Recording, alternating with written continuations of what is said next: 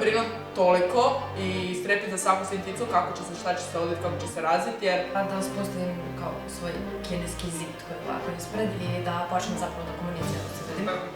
Najteže su godine zato što sve bitne odluke koje nas mogu koštati ceo život donosimo upravo sada.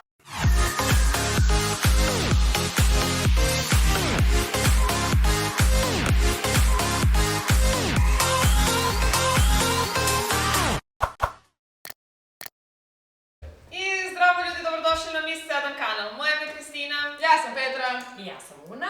Prvo želimo da vam poželimo srećan 8. mart, odnosno Dan žena, da ga proslavite lepo. Za sve žene i one koji se tako osjećaju. Tako je. I u to ime danas radimo jedan specijalni video koji služi da kao... Ne služi ničemu. Empower women. Tako da smo odlučili danas malo pričati o ženskim stvarima, malo vas potaknuti na razmišljanje, nešto inspirirati ovo ono, uglavnom možete se pronaći u ovom videu. Prije nego što krenemo u video, obavezno se subscribe-ujte na Miss 7 kanal. Okej. Ko će prvo? Pojenta je, da. Imamo 3 pitanja. Prvo pitanje na koje ćemo sve 3 odgovoriti jeste šta biste rekli mlađoj sebi? Kada sam mlada je bez godina. Da, treći, Kristina, zašto si nosila grejače na rukama? Objasni mi.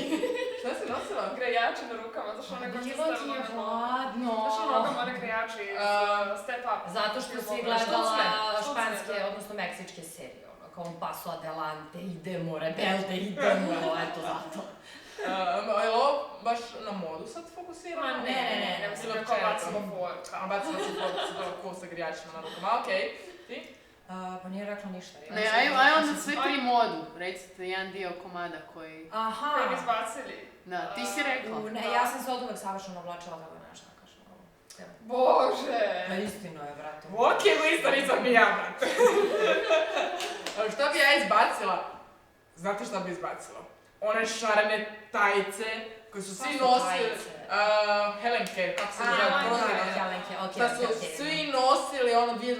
2013. Ja sam imala ono roze tigre, znači užas nikad u životu to ne bi, ja spavala sama sebe kad vidim te slike. Dobro, ajmo sad ovako, što je poručili mlađe sebi kao životno? Mlađe sebi bih definitivno rekla, Kristina, više luduj, izlazi, više se druži, zezaj se,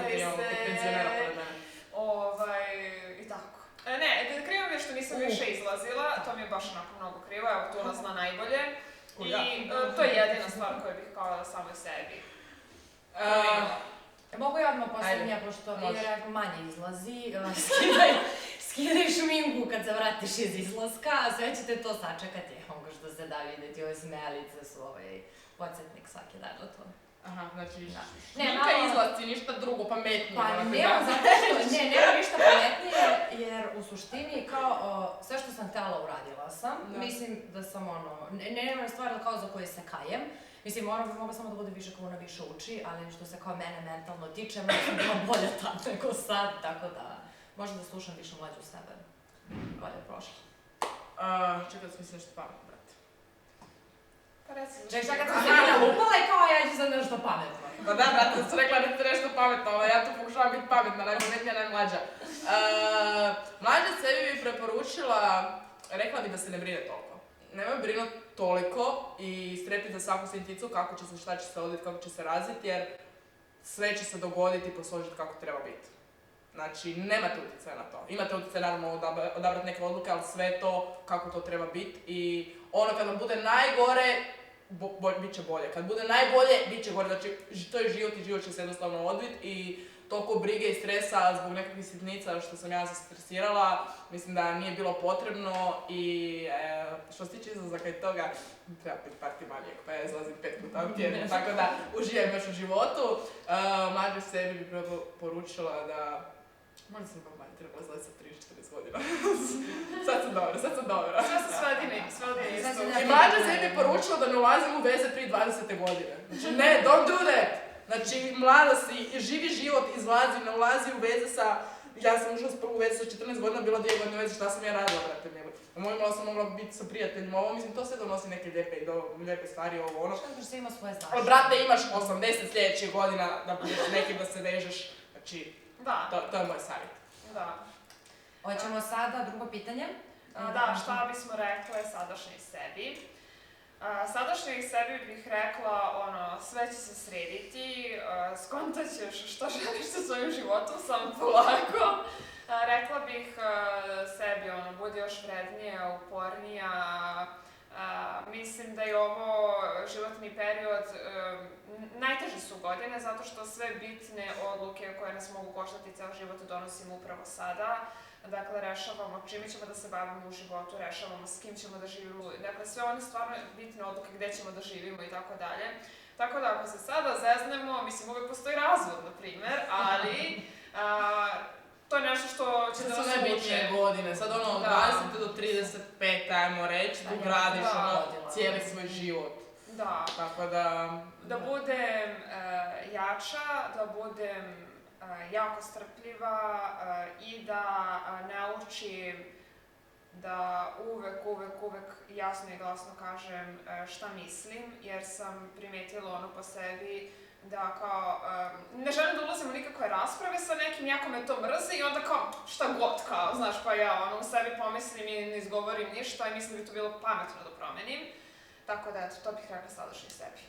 Bravo, lijepo si to izgovorila, ja ti jesam molila. Jako pametno, ajde ti, izvoli. Pa možda da spustim kao svoj kineski zid koji je ovako ispred i da počnem zapravo da komuniciram sa ljudima, jer sam ja bukvalno najočajnija osoba na svetu u onom kao small talku. Kad ja treba tako da čavrljam, treba mi mnogo vremena pre nego što uspostavim kao komunikaciju sa nekim. I imam neki kao svoj krug prijatelja i neke svoje ljude i kao to je sve super, ali van toga ne puštam. A to nije dobro za ovaj posao, nije dobro za mene, jer sve mi je problem, ništa neću i stvarno bih volila, mislim, ne mogu sada ni da kažem recimo da je to kao baš neki gard, jer nisam ja ljuta ni na koga, nemam ja problem kao nego samo generalno kao polako.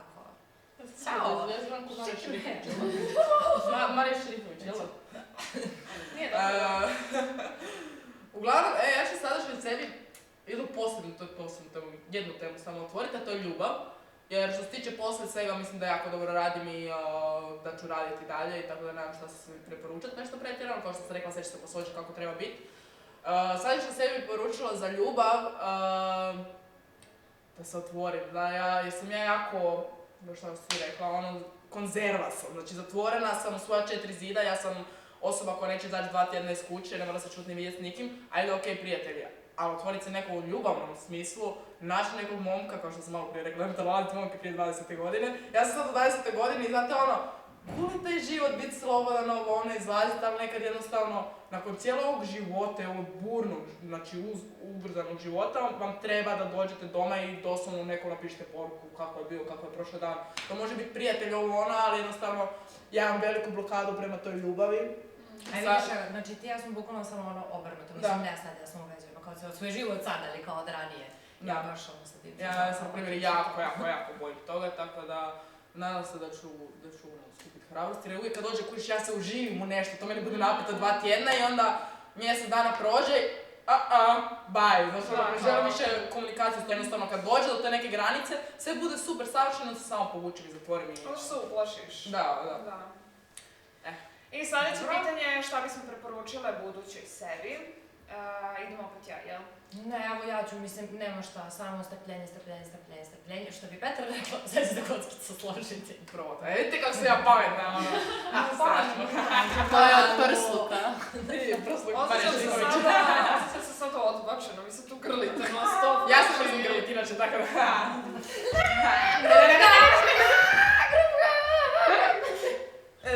Pomiri se sa činjenicom da ćeš pored nas dobiti dosta zagrade, samo sačekaj malo, sa vodećeš zagrade. Sad i sljedeći put ja neću samo ovako dražim ruke. A Petar će da prileti. Budući sebi.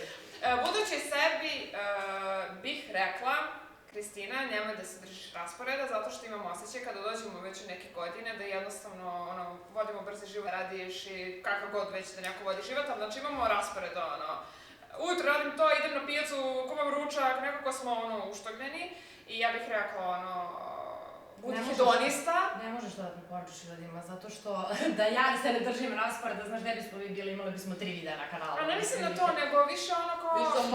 Spontano, da budemo spontani, u fazonu kao dužemo da nisi ko robot. Da, upravo to. Znači, radiš 8 sati, kuhaš mužu i djeci ručak i dođeš doma, opereš veš, posložiš ovo i odeš spavat.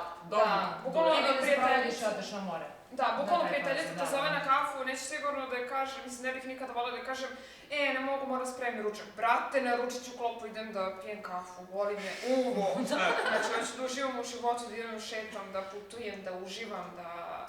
ne znam. Da, to je. Sve što može. I? Ne, pa ja sam rekla ništa, samo da budem strpljiva. Mislim, ja sam kao osoba koja sve što mi je na duši u tom trenutku ja to uzmem i uradim i uvek sam u fazonu kao neću ništa da čekam zato što zašto bi ja to radila, ako mi se nešto radi sad, radim sad i kao to je to. Samo postoje neke stvari na koje ja ne mogu da utičem i onda jednom control freaku to predstavlja jako veliki problem zapravo, tako da stvarno sebi ja samo počnem da budem strpljiva.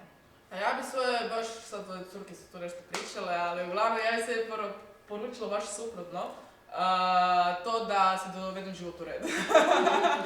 Jer je moj život na sve strane. I znaš, ima me pa me nema, pa sam ovdje pa ondje pa putujem i to je sve super. To treba i dalje imati u budućnosti, ali kako bi to rekla, organizirano, da si ja mogu priuštiti da odem na putovanje mjesec dana, ali ću se vratiti pa ću raditi mjesec dana, to je pol godine pa ću otići na putovanje. Neko ta organiziranost, stabilnost, dom, ma nema šta da dođe, ja ću da radim, business žena, ja ću da živim u penthouse, pijem čašu vina, imam zečeve, ako se ja volim zečeve. I ljudi, tako, idemo na pozdrav, idemo na pozdrav. To je to. Mi se vidimo u sljedećem videu, nadamo se da vam je ovaj bio interesantan i pišite nam ako hoćete da vas snimamo još ovakvih kao pričica. Ovo su meni najzanimljiviji sitan talk, actually možemo podijeliti svoje mišljenje i pričati s vama i se možete povezati s nama bolje, to nek kada se šmika u 5 minuta. Ali to je sve naš content, tako da nabacite jedan velike like i pretplatite se dole na mi 7 idemo do 70.000 subscribera. I sad idemo koreografiju. Ajde. Ovdje preporučeni video, ovdje zadnji video, ovdje se subscribe-ujte. Tako je retardirana koreografija. Dragi, ja i nikad ne mogu više, vajde bok. Hvala lepo, doviđenja. Niš, ona možeš sjesti pričat također, a znam da hoćeš. Ja volim kameru i kamera voli mene.